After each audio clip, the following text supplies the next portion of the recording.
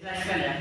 Jadi yang disebut dengan amanah SSJ, sistem siaran berjaringan itu adalah semacam amanah demokratisasi penyiaran untuk meminta ya grup-grup media swasta itu bertanggung jawab membangun infrastruktur media di level lokal supaya media itu nggak hanya ada di Jakarta pusat ya, di pusat, tetapi kemudian juga menghidupkan daerah. Jadi bisnis media itu nggak hanya di Jakarta, sehingga kalian kalau udah sarjana pengennya ke Jakarta semua. Artinya Jakarta itu menumpuk sarjana komunikasi pengen jadi wartawan di Metro TV, di TV One. Saya kayak gitu.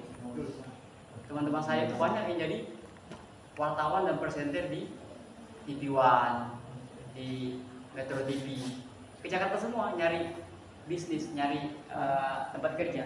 Padahal kalau bisnis media kita hidupkan di level lokal, itu akan menyerap juga lapangan pekerjaan. Jadi itu isu lain yang berkaitan dengan demokratisasi penyiaran. Ya. Di samping agenda yang lain adalah yang paling utama adalah mendorong penyiaran publik yang kuat. Lembaga penyiaran publik yang kuat, ya, sebenarnya harus diperankan oleh TVRI. Ya.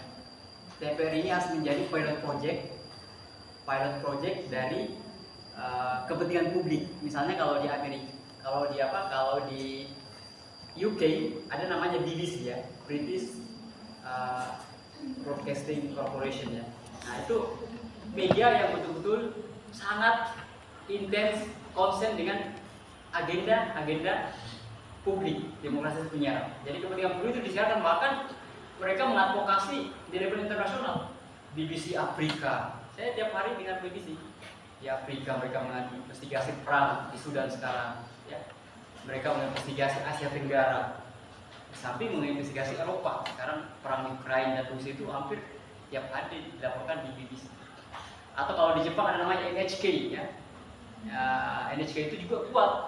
Nah, itu media yang konsen dengan penyiaran publik kepentingan masyarakat di Jepang. Misalnya menyiapkan program-program untuk anak-anak di pagi hari. Ya. Banyak membuat konten-konten film dokumenter di luar negeri, di Afrika, di Eropa, di Asia Tenggara. Nah, bandingkan dengan Indonesia, konten medianya apa? Sinetron, ya. Isinya cuma reality show, isinya cuma orang kaya, ya.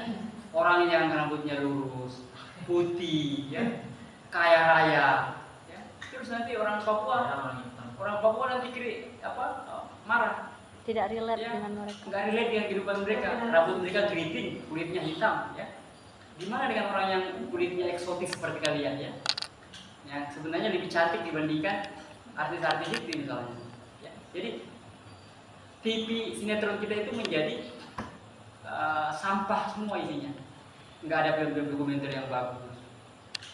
Nah itu kelemahan kita, dan kita menganggap ini bukan hal yang besar. Untuk pengkaji, untuk peneliti media dan politik, peneliti ilmu komunikasi, ini adalah problem besar karena konten media itu adalah kebutuhan yang lebih tinggi lagi, ya, setelah kebutuhan perut, ya, kebutuhan sandang, papan dan pangan. Itu kebutuhan media itu adalah bagian daripada kebutuhan demokrasi, ya, kebebasan berekspresi, kebutuhan akan konten yang sehat. Konten yang mendidik itu kebutuhan yang lebih jauh, melebihi perut.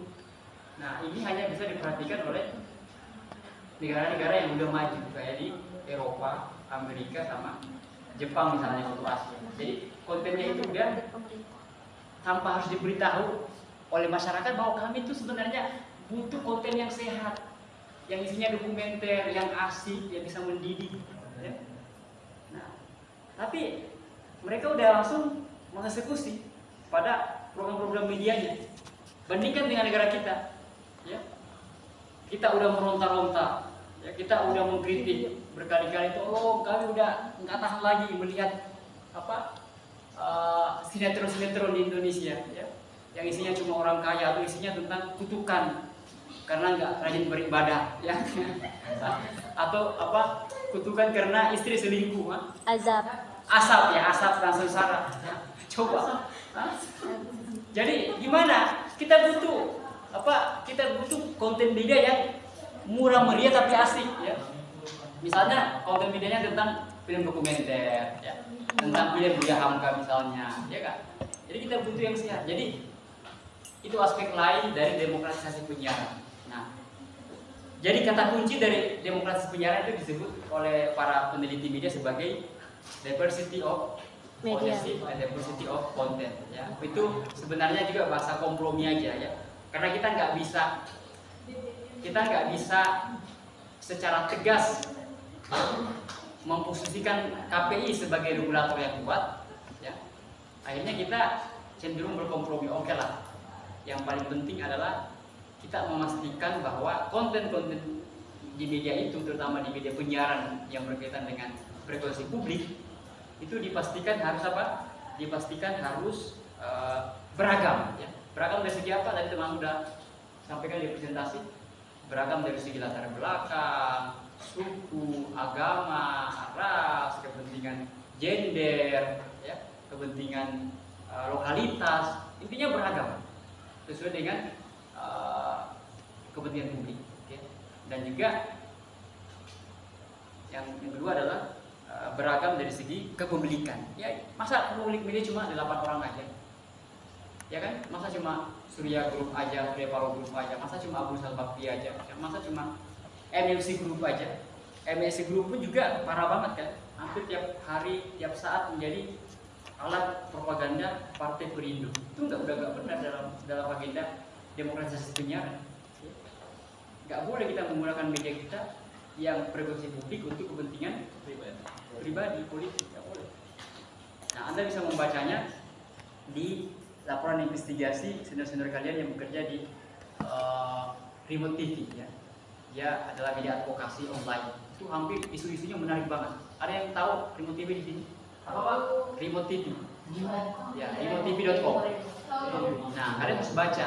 Isu-isunya itu isu-isu media dan politik. Dan itu memang dikelola oleh sarjana-sarjana ilmu komunikasi dari UI, dari UGM. Nah, jadi advokasinya itu sangat bagus. Rata-rata mereka itu yang habis magang di sana, mereka rata-rata kuliah di luar negeri ya, Skandinavia, di Amerika, di Eropa. Nah, saya sarankan kalian nanti ada yang magang di sana ya, di Motif. Oke, jadi kepemilikan media itu jangan cuma di Jakarta. Kalau bisa juga bikin pemilik media di level lokal, ya enggak? Jadi pebisnis media itu jangan cuma satu. Dan juga kalau kita pebisnis medianya itu orang-orang alumni komunikasi aktivis seperti kalian. Jadi supaya mereka punya visi membangun media di level lokal. Jadi caranya gimana? Ya harus dibuatkan mekanisme bisnis media yang lebih sederhana, terbuka untuk semua. Jangan cuma konglomerasi media aja yang menguasai. Itu yang membuat agenda demokratisasi penyiaran menjadi mandek. Ya. Jadi itu yang disebut sebagai berbahayanya kepemilikan media. Berbahayanya konglomerasi media, kata Murai Nadine, kata Diana Nugroho, kata Rob Stepsel, karena bisa menjadi alat propaganda dan kepentingan politik, elit politik. Contohnya Partai Perindo misalnya, udah nyata. Atau bisa menjadi alat propaganda para capres. Misalnya kemarin 2014-2019, Titiwan menjadi alat propaganda Prabowo. Kemudian Metro Jokowi. Ya, Jokowi untuk Metro TV. Nah itu contoh sederhana. Jadi ini yang disebut sebagai agenda demokratisasi penyiaran yang punya sense tentang isu ini hanya dan mestilah mahasiswa ilmu komunikasi. Kalian harus punya sense itu karena isu ini adalah bukan isu berkaitan dengan perut secara langsung, bukan berkaitan dengan sandang, papan dan pangan secara langsung, tapi berkaitan dengan isu yang berkaitan dengan yang penting, yaitu isu apa? Isu literasi politik, isu kecerdasan, isu demokratisasi, isu media freedom, isu demokratisasi media. Oke, saya kunci dengan terakhir saya kunci dengan Saya kunci dengan asumsi kayak gini, bahwa media penyiaran itu sekarang di Indonesia terancam oleh kepemilikan media, terancam oleh konglomerasi media, di mana pemilik media ini menggunakan medianya sebagai alat propaganda kepentingan politik. Pemilik media ini, konglomerasi media ini cenderung merintangi agenda-agenda demokratisasi media, yaitu media menjadi alat kepentingan publik, alat untuk mengadvokasi kepentingan publik, bahkan alat untuk vertikal akuntabilitas, ya, untuk mendorong akuntabilitas penguasa, kontrol kekuasaan. Dan ini kemudian semakin diperparah oleh dua hal. Pertama, komisi yang kita harapkan independen, yaitu Independent Regulatory Body seperti KPI itu dikebiri, ya, dikebiri dengan cara yang sangat halus. Itu hampir sama dengan elit politik mengebiri KPK dengan menempatkan orang-orang di KPK itu sebagai orang-orang yang direstui oleh istana. Jadi KPI pun juga gitu, dikebiri. Dari segi apa? Biasanya yang ada di KPI itu orang-orang dari bisnis media yang sebenarnya kepentingannya hanya mendorong kepentingan bisnis media swasta, ya, bukan mendorong kepentingan media publik. Yang kedua adalah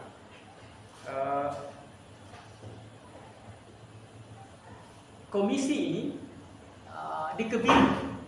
dikebiri otoritasnya hanya mengurusi konten media aja, ya, hanya sekedar menjadi emak-emak yang cerewet, ya, hanya sekedar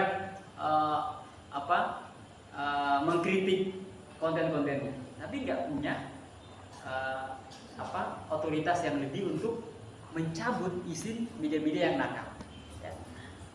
Jadi itu harusnya KPI itu menjadi lembaga yang benar-benar sangat independen dan punya kekuatan untuk mencabut izin media-media swasta yang nakal, ya. Gitu ya. Jadi pada saat yang sama, ya, pada saat komisioner KPI ini dilumpuhkan, juga masyarakat sipil dilumpuhkan. Nah, masyarakat sipil adalah benteng terakhir demokratisasi penyiaran. Di tahun 98 sampai 2002 itu banyak media-media advokasi di hampir semua provinsi ada. Dulu di Jakarta ada namanya